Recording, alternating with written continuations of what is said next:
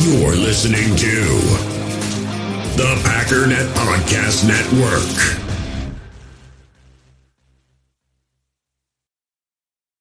U.S. Cellular has noticed the way we use our phones has gotten ironic. We try to put our phones down for dinner, but the menu's on a QR code. That's ironic. We hit like on social posts that we don't actually like, which is ironic. Which is why U.S. Cellular created Us Mode, to help us reconnect with each other and use our phones less ironically. A phone company wanting people to use their phones less is ironic. Let's find us again with Us Mode from U.S. Cellular. Visit uscellular.com/builtforus to get started.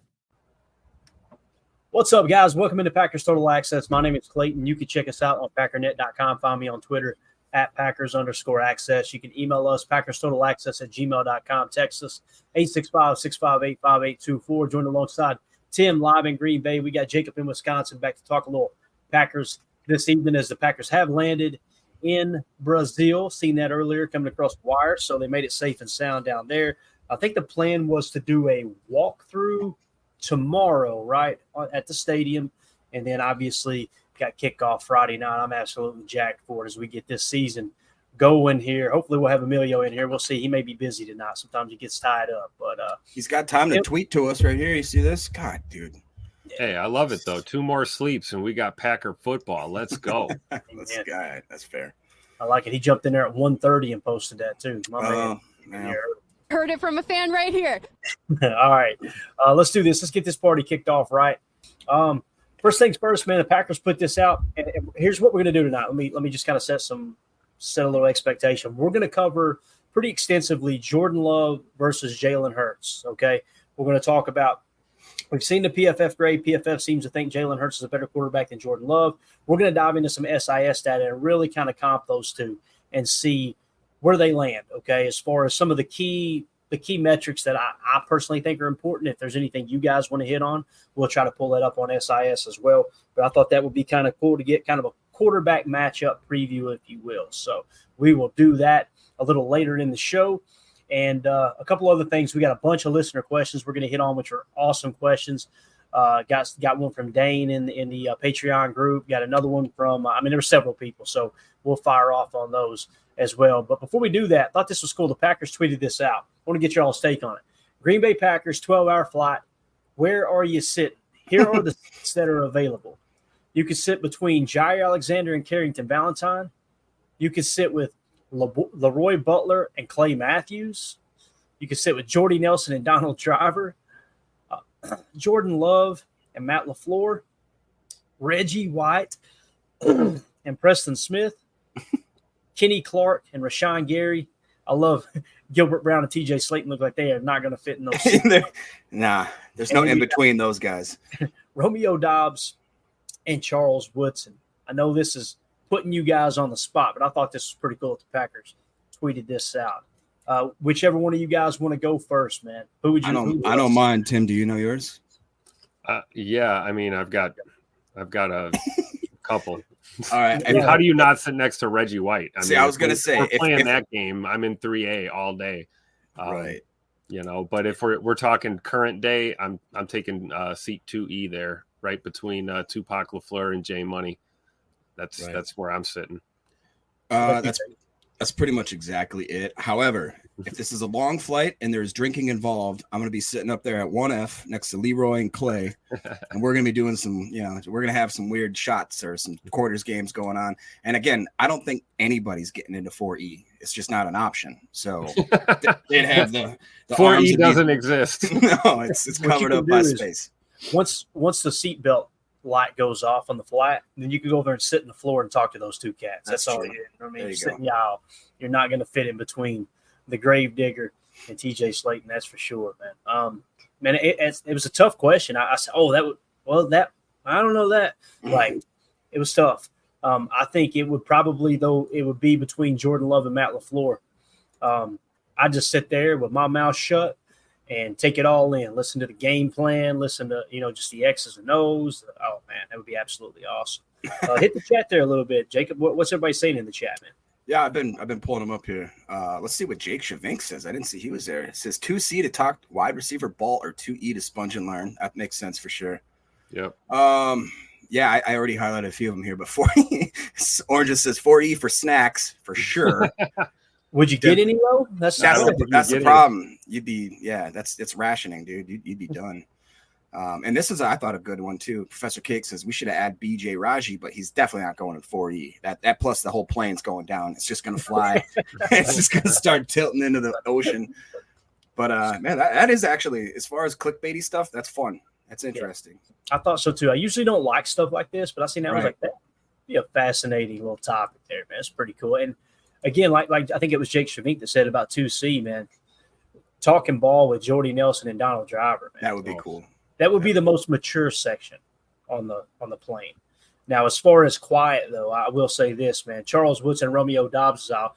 Charles Woodson will be there with a glass of his own wine, reading a book, and Romeo Dobbs would just be over there staring out the window. Yeah, that's where you go if you're a complete introvert type mute sort of person. Yeah, absolutely, man. All right, so again, Packers tweeted that out. Go give your answer on Twitter there, and go to obviously it's at Packers and comment which number and letter you would sit at there. So, ooh, here, this is the best answer yet. United Bates, he's sitting backwards in 2C. See that? You work smarter, not harder, dude. I like that. You're right there next to the floor. Oh, you're getting, dude. Yeah, you're gonna get a wet willy from Carrington, though. That's gonna happen. That's gonna happen, man. Some people are gonna want a wet willy.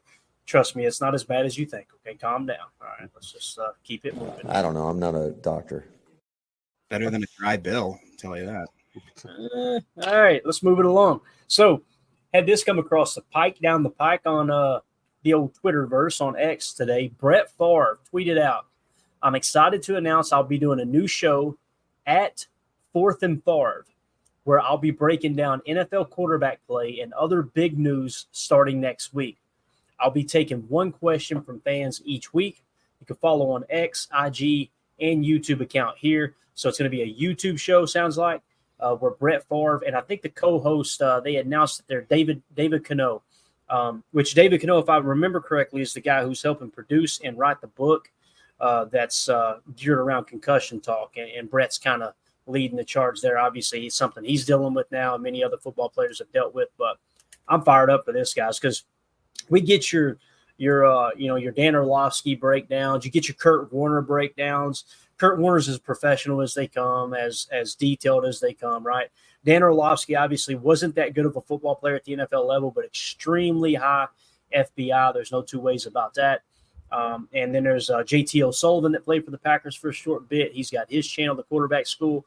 Brett, I think, is just going to come in like the gunslinger, you know.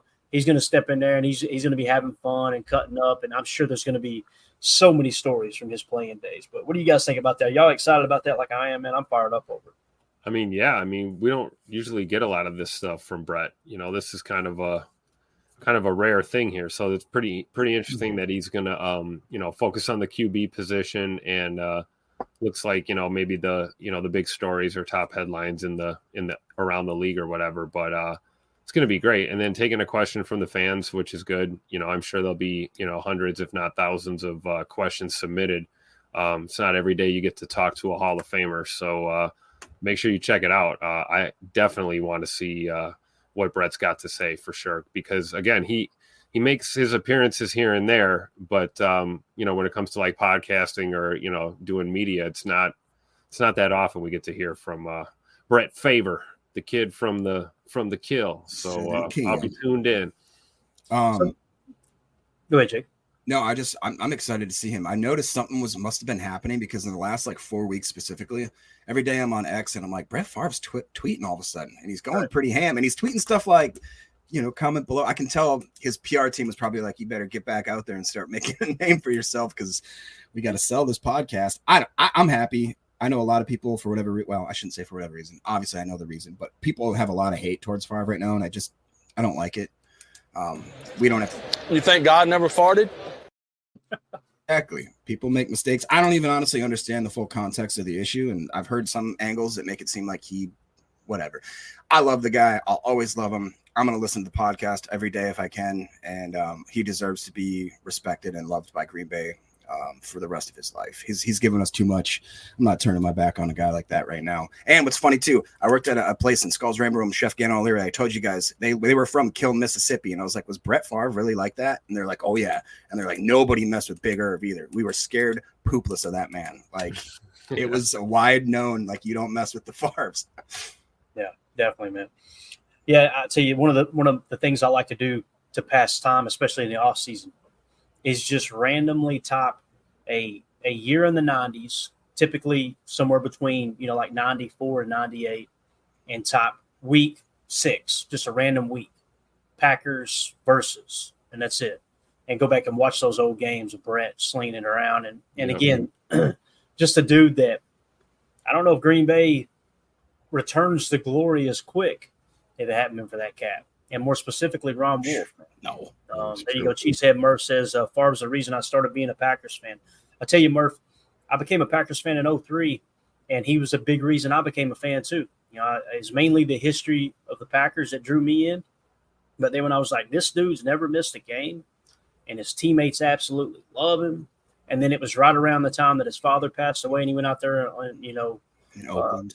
Just in Oakland and absolutely lit it up. And it wasn't even about Favre's performance there. It was about his teammates. Just like, hey, we got you. We're not going to let you fail tonight, man. That stuff, it's hard not to get choked up over it. That Monday night game against the Raiders was – my hair's standing up. It's something of legend because you can go back and watch the film, and still not believe your eyes. I mean, some of those throws, there's just absolutely no reason that they should have been completions.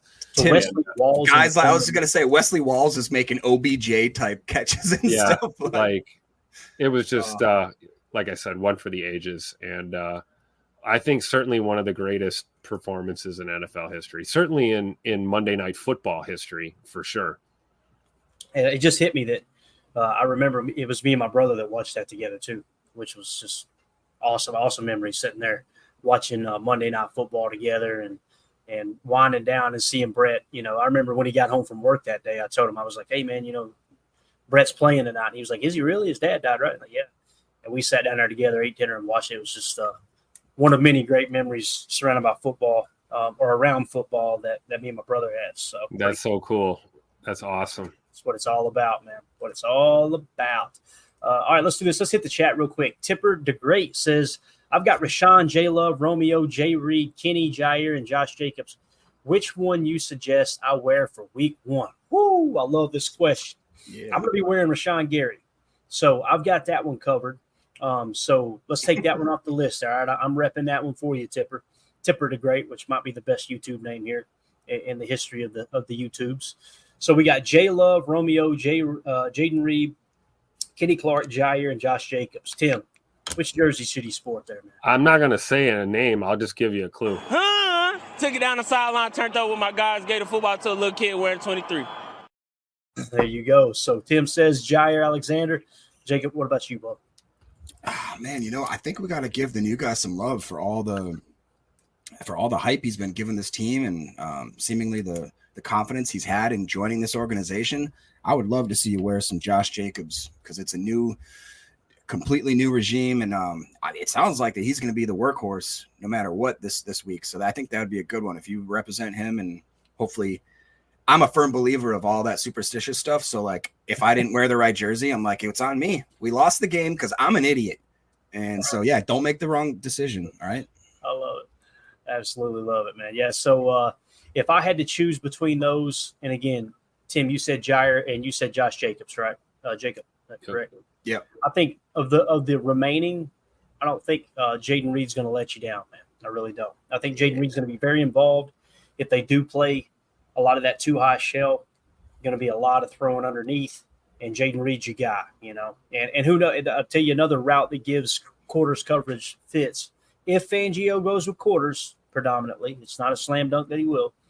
Is those deep climb routes, those crossers? Because you get everyone committed on their match assignment, and all of a sudden that dude is running butt naked through the second window of the housing projects. Let's say it like that. How about that? So, hide your kids, hide your wife, and hide. What was it? What was the old saying there? Hide your kids, hide your wife, because everybody's. Yeah, you're right. Never mind. It's not great. There's a reason we didn't need to finish it there. So bad it's good. HTEORLDWNDERE. All I right. don't know. With Devin White out this game, do you think Tupac LaFleur is going to dial it up in a similar way versus the Cowboys or more aggressive? So with Devin White out, how do you think they're going to attack this defense? Kick off the 2024 football season with Prize Picks, America's #1 daily fantasy sports app. It's the easiest way to play. Just pick more or less on 2 to 6 player stat projections and watch your winnings roll in. This September, get automatic win every week by picking Caleb Williams to get just 1 passing yard. That's right, 4 weeks of free wins, but only if you jump on it before September ends. And don't forget, you can win up to 100 times your money with as little as 4 correct picks. Prize Picks even has injury insurance, so if your player leaves the game early, you're still in the game. I've been loving Prize Picks, my go-to for simple, fast, and fun fantasy action. When my picks hit, I get paid in as little as 15 minutes. Download Prize Picks now and use code PACKDADDY to get $50 instantly when you play $5. That's code PACKDADDY for $50 guaranteed. Prize Picks, run your game. Remember, Prize Picks is a skill-based fantasy game, making your lineups just got a whole lot more exciting.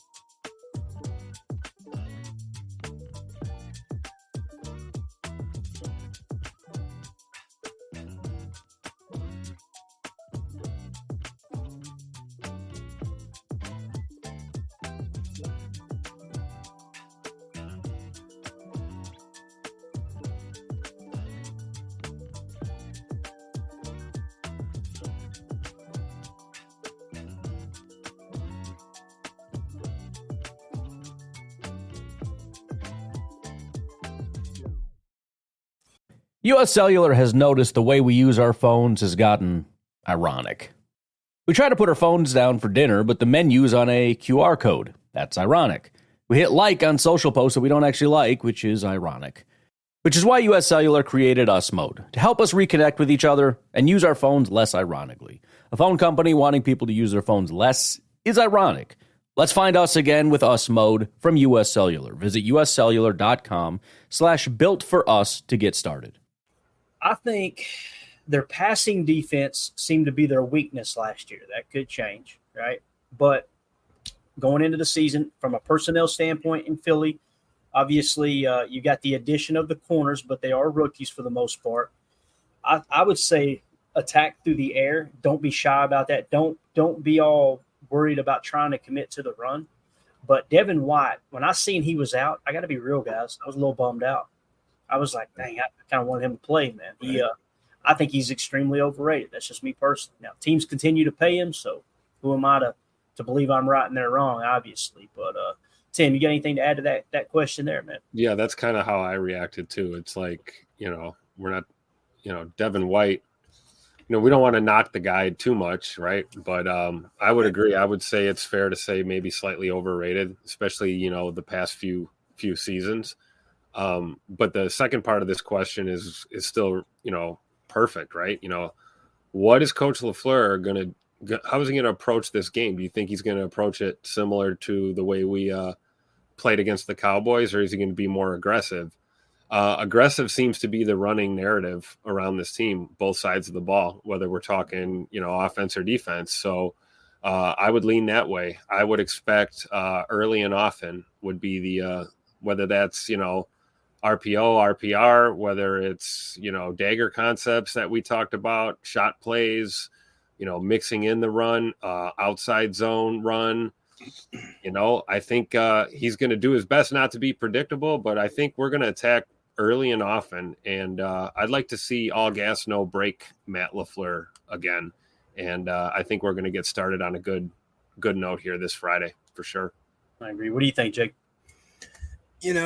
The whole reason that, like you said, Clay, is I almost wanted him to play, but the thing, his saving grace is that he seems like he's more athletic, right? And he's quicker and he's more of like a pass coverage. I'm wondering, do you think the Packers would maybe now utilize a little more like Jets motion or the touch pass or any of that kind of elongated type stuff that goes from sideline to sideline because maybe they got a slower dude in there?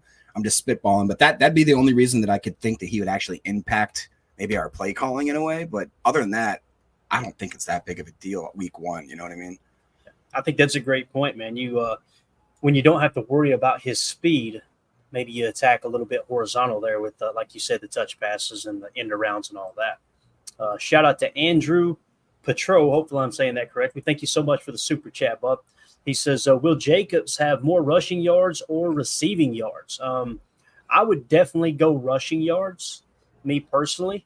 I know there's a chance that they maybe spell him more than they want to on the running downs because he's the better receiving back, and we really don't have a second back on this team that's good at receiving.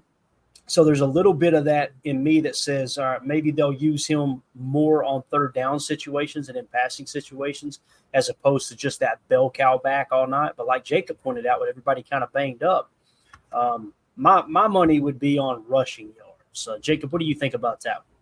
Yeah, definitely. Don't get me wrong. I'd be pumped if he breaks off like some swing pass at like the 5 and takes it for 95. Then cool. That's great.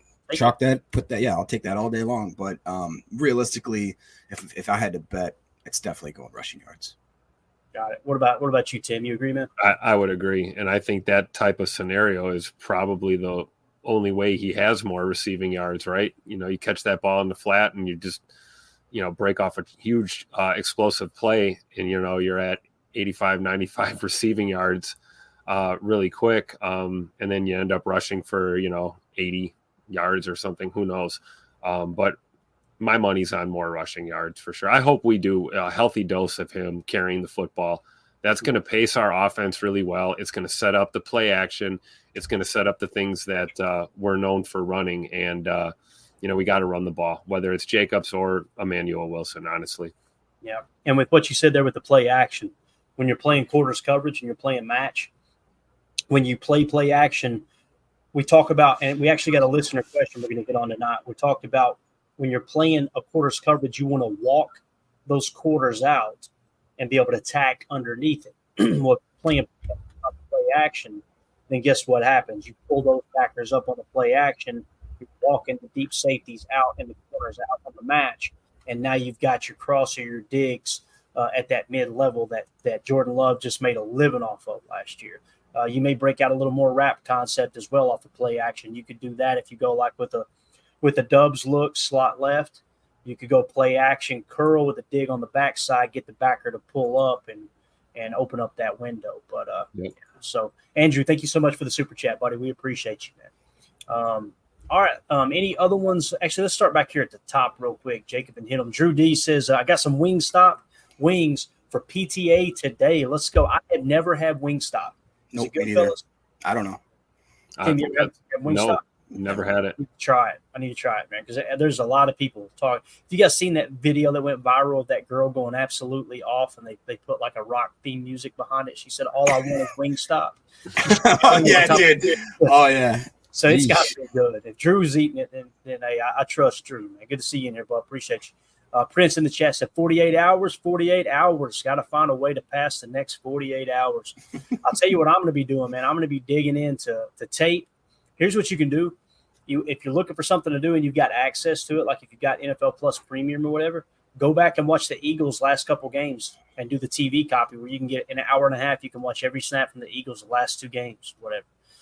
Maybe it'll kind of give you a good refresher. Okay, here's what they were bad at when they got beat out last year, right? That type of thing. That's typically what I like to do. So, or you can go back to like, I don't know, the Super Bowl year and watch them get beat in the week 1 of the playoffs, right? Or the wild card round of the playoffs on the road there. So that'd be fun. Watch the Packers defeat them back then. But Blake B says, I love that the world is mature enough that we can hear from Favre and Gruden again. They belong in the football world. You know, Blake, the way I see that, it's real simple. I'm here to talk about football. I follow Favre because I like football. I know I'm not going to try to criticize athletes as if they're not human beings too. Best of my knowledge, the dude hasn't served any jail time or anything. So it's like, who am I to say, all right, no, I am smarter than everyone else in the country, and this guy deserves the death penalty. Like, what are we even doing here, right? And listen, that's coming from someone who was raised on welfare. Let me make a really big point on that. Like, I remember the paper food stamps, baby. If it hadn't been for that stuff, this little tadpole head kid would have been very hungry. We were on the government cheese. We were on the food stamps. And I don't understand the people that act like they're just so devastated that this is, oh my God, I don't get it. I don't. Yeah. There are so many people. What amazes me is they don't even blame the politicians. It's like the politicians don't exist. Brett Favre's just evil. It's like, yeah. Anyway, we shouldn't even be talking about it, but I agree with you, Blake. Again, I'm a Christian. I'm taught you're supposed to forgive. Believe me, I struggle with that, but I hope nobody goes digging through my closet. There's plenty of skeletons there. That's why I try not to judge people and hold stuff against them in that regard. Well said. Not me. I'm squeaky clean. Don't look. Please don't look. Yeah. Right. Professor Cakes. Oh, sorry. That's all right, man. Professor Cakes says he was 22 of 30 with 399 passing yards and 4 touchdowns with a QB rating of 154.9. It's just that's probably the best game he ever played, right? I mean, like numbers wise, right? Do we have better numbers from Brett? Maybe the chat can check it out as far as rating. Yeah, maybe see if there's any more. I mean, he didn't throw a pick, guys. Yeah, that's crazy. Greg Rice says, "I love it that Donald Driver, what's it say? Donald Driver, told all the wide receivers that quote, we catch everything he throws." And they did. Right. I do remember them talking about that. And that's what you were saying, Clayton. Man, they all stepped up for him. That team stepped up for him that night. Yeah, they said he addressed the team before the game, and they said he completely broke down and was just, like, yeah, you go to war with someone in their time of need. That's for sure. We got Carly Ray joining us. Carly, how you doing? I'm doing all right. How are you guys doing? Oh, we're doing great. We're just in there talking a little ball. We got a big show to get into here. We're just going through the chat real quick, getting it cleaned up. Ron Sanville says White wasn't going to start either way, according to the Philly guys. Okay, there you go. All right. I'd like to know what Philly guys run. Not that you have to go check for me. They were saying that Nakobe Dean apparently passed him up. Yeah, passed him up. So okay, cool. That goes to your point. That goes to your point, Clayton. Right? Like we'd almost rather see Devin White on the field. Yeah, exactly. Right, exactly. And the reason I said I wonder who said that's because and again I know Ron's not. This doesn't apply to Ron here, but I could see Philly fans being all fired up for Devin White, and then for Devin White, and then all of a sudden he's injured. Well, we didn't even like him anyway. That's just you know how fans are. So Dan in the chat says, "Will Tucker have more yards than Luke? So many weapons. O-line is big in this game." Tucker's on the injury report. We're going to hit on that a little later in the show. So sounds like he's got a sore back. Hopefully it's nothing serious, Dan. But for me, I would think if they were both healthy, I personally would go with Tucker Kraft over Luke, simply because I think what you're going to want to do anytime somebody's playing shell coverage and you're playing that quarter look that we always talk about, the best thing to do is run them out of that. Try to get them, pull that safety into the box. So I think that kind of game plan suits Tucker Kraft more than it does Luke Musgrave if you're going to run the rock and run it consistently. I don't know if that makes sense or not, and you can get some leaks, some angles, things like that. So there you go. Boz back as a YouTube member. Boz, good to see you in there, buddy. It's been a while, man. Boz? Swinging through. I know it's awesome, dude. As soon as football season kind of cranks up, everybody comes back. I love it, man. A lot of old friends jumping back in here. Thank you for supporting the channel, pal. Andy Monday says a consistent run game shows that the offense is controlling the game before the dagger pass. Absolutely. Pull those backers up. Control the clock, too. So true, man. So true. Especially, like I said, if they're going to play quarters. So, and if there is no Tuck Norris on Friday, then look for Ben Sims to step up in this ball game, both in the run game and the pass game. I think he's capable of it too, man. Yep, I do too. Really do. Boz with the donation. Thank you so much, Boz, man. You're too kind, buddy. We appreciate you. That's the best nation in the world. Donation. Yeah. You've supported us since day one, man. You and Murph and Eric Sutherland. That's three, and I know there's a bunch of others too, but those are three that really come to mind first when we first launched the channel. You guys were in here from the beginning. All right, let's get into some Patreon questions. And Carly, as always, you just cut us off if you've got a comment, a question. I don't want to bug you by going, Carly, what do you think about that? And you say, I really don't. Can I jump in? Can I jump in with something before we get to the Patreon stuff? Yeah. So the other night we were mentioning how Brady has his first, the first game that he's going to commentate for. And I just learned today that because he's a partial owner of the Raiders, he's going to have two big things that he is not going to be able to say is he doesn't get to be in with those coaches meetings where he gets to actually know some of the plays ahead of time, though I'm sure he has the expertise to know what they are anyway. But also he's not allowed to criticize the refs as a partial owner of a team. That is wild, isn't it? Like ever, or just if they're talking Raiders stuff? Oh, in other words, it takes him to retire, become an owner for him to actually follow the rules when it comes to the refs. Yeah, with the dinger. Oh, my God. Boom. Well, I'm telling you, you guys know I've been very vocal. If you ain't cheating, you ain't trying. That's my motto. But I'll tell you this, man, at that Tom Brady roast that Netflix put on, he had the line of the night when he said, and I can't remember the exact money, but they said that the NFL spent $10 million to come up with that was generally aware that I may have some knowledge that the footballs have been altered. He said, y'all could have just gave me the $10 million and I'd have told you I did it. I was like, that's my guy right there. I like it. But yeah, there's that will always be a talking point, man. No doubt about it. That Bill Belichick, he was just. I would love to sit in on some of those meetings. Like, what can we do? Can we turn the hot water off to their locker room? Yeah. Anything? But pull the fire alarm at the hotel the night before. I am excited to hear how he does though, Carly. He's going to be calling the Browns Cowboys game, so that'll be a fun one to tune into for sure. Yeah, it will. I think it's cool we're playing on Friday night, too, because you could just sit back on Sunday and enjoy all the games, man. I love it. Absolutely love it. We might do some kind of little watch party or something for an hour or two, too. Pick a game from the NFC North if there's one left on Sunday. And because I know Sunday night is the Lions game, right, Jacob? Didn't we talk about that? Is that right? I believe that is correct. Yep, the Rams and Lions. Oh, man, that's going to be a good game. Dude, this whole weekend, it's going to be almost sensory overload. I mean, you got tomorrow starts, and I've been jacked up today. Like, I've been having weird panic attacks where I'm like, it's almost here. And then you got Friday night, you got college all day Saturday. And just like you said, Clayton, assuming things go well on Friday night, we all get to kick back with a long day of just watching carefree football, Hopefully we watched to see some of our rivals take a dive there. So, man, it's so awesome. Yeah, it really is. So the Bears game will be 1:00 on Sunday. I'll definitely be checking that one out. That'll be my 1:00 game for sure. So excited to see, hopefully see them fall on their face. That would be great. All right, let's get to the Patreon question here. First of all, Dane Stromstad, this wasn't a question. He just put this in the Patreon group the show here. He said, I was watching the show talking about Trent Williams, and this popped up on my screen from SportsCenter. Apparently, Rasheed Walker is as good as Trent Williams at pass block winner rate. Winky face there. So what it's showing here on the screen for those of you on the pod that can't see it, Trent Williams, 95.8% with the highest pass block win rate as a tackler. Tied at that 95.8% is Rasheed Walker.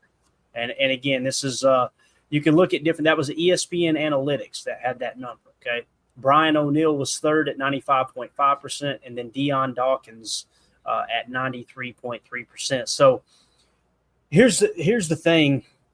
Rasheed Walker isn't as good a run blocker as he is a pass blocker. But, man, one thing's for sure. The Packers prioritize pass blocking, and I'm telling you, that dude can pass block. There's no doubt about it. So I'm feeling better and better about Rasheed Walker as more time goes along here. And we got Emilio. Emilio! Wings. How many times are you going to come to my press conference late? How many times are you going to cut me off, Matt? Wingstop is absolutely fire. Okay. Is it really? Mango habanero. Yep. Let me get their ranch, some of the fries. Emilio, have you ever had any food that you didn't like? Because I swear to God. I don't like mushrooms. Hey, I know that's wrong. You say you don't like mushrooms? I don't like mushrooms. Look at his T-shirt and say that again, Emilio. Emilio, you're Italian, bro. You're Mexican Italian. Did they disown you? And I mean, I guess fish I'm not about, but I will slam sushi no matter what. So I mean, like fish fries aren't for me, but I will absolutely crush some spicy tuna rolls. You eat raw. We're gonna give him some. You eat raw fish, but I won't eat like greasy battered goodness. Hey, is this true? Afam's calling you out. He says Emilio was on 30 for 30 days of eating fast food. Is that true? Yeah, I'm working on getting to TikTok, just to start eating stuff. Between mowing the yards, I'm just gonna do a few food reviews. By the way, since we're talking food and overeating, you ever heard of the show 1,000 Pound Sisters? Yeah. All right, so that chick's from Tennessee, right? Is she? Yeah, she was recently. Of course arrested. she is. She's in the clink right now. Yeah, she got. She's in the clink. Yeah, she had drugs in the car. So yeah. Shout out to Amy. Was it the elf? What is it now? All they released was it was a Schedule 1 and a Schedule 4. So 1 can be anything from the old Mary J. All the way to some way more serious stuff. All right. And then the Schedule 4, it sounds like, is more of like your prescription painkiller type stuff. Yeah, Carly, you're the expert. Why don't you break down the drugs for us, will you? You heard it from a fan right here. Pretty much. No, he nailed it on the head. He nailed it exactly. That's exactly what it is. All right. If you knew who my dad was, you go, that's why he knows that. That's why. Schedule 1 is anything illegal. Got it. Anything illegal. Anything that isn't used. Even a million. Actually used. How dare you? Tim's on fire. That's going to be a good night, boys. All right.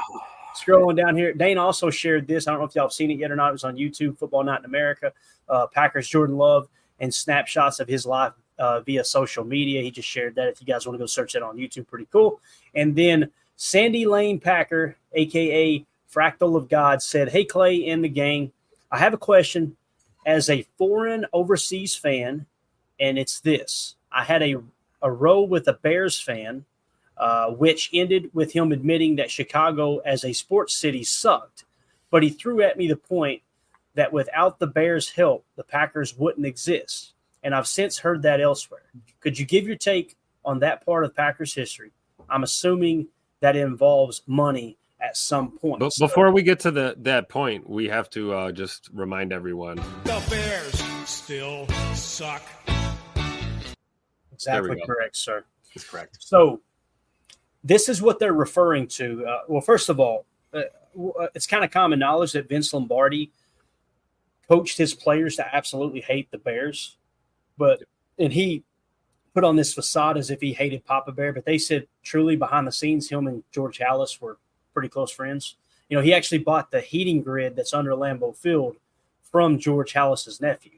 So they had, it's funny to hear the players kind of reflect back on that. But here's the story they're talking about, okay? And I pulled this from ESPN. You can get several different sources, of the same story. I'll try not to bore you with my reading, but here's what it says. Okay, this was written back in 2011 by Kevin Seifert, I think is how you say it, ESPN staff writer. It says, as we discussed Sunday, in recent years, the rivalry between the Green Bay Packers and Chicago Bears has been intense but respectful. Why is that? David Haig, maybe is how you say that, Hoff, of the Chicago Tribune offers a theory. In 1956, Bears legend George Halas helped save the Packers in Green Bay. As Hoff recounts, Howless, talking about Papa Bear, spoke forcefully at a rally to encourage local voters to approve public funding for reconstruction of their football field. Otherwise, in a preview of what current NFL business maneuvers would become, the Packers were likely to leave Green Bay forever. Howless obviously wanted to beat the Packers twice per year, but also didn't want them to leave. And he writes, it had a, quote, soft spot for the franchise as well. He encouraged league leaders to reinstate the Packers after a 1922 scandal. That's Curly Lambeau, of course, and also recommended Vince Lombardi as their new coach in 1958.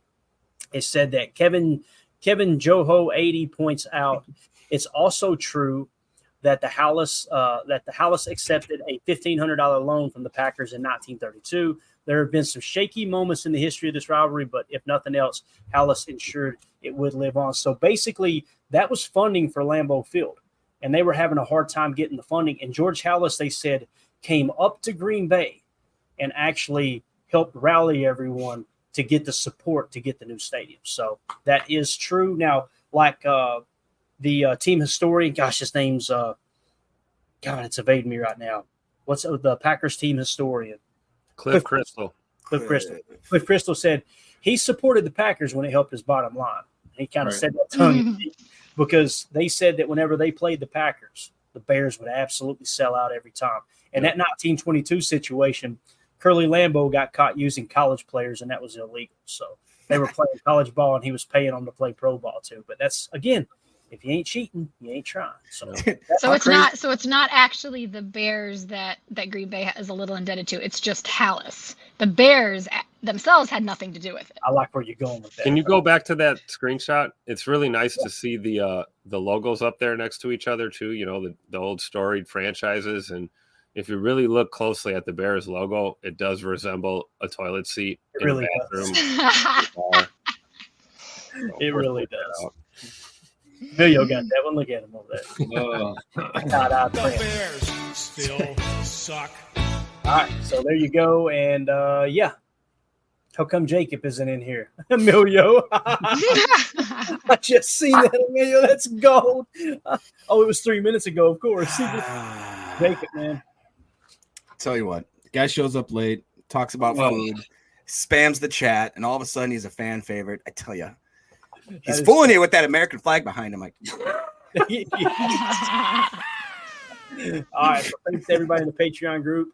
If you'd like to hop into that wild bunch, it's a I'm going to sign up right now. Screw this. Oh, wow. I didn't mean to bend your arm about it. Let me help you out here, Jacob. Look, just scan that QR code in the upper right there, sir. Yeah, go ahead and show us how easy it is.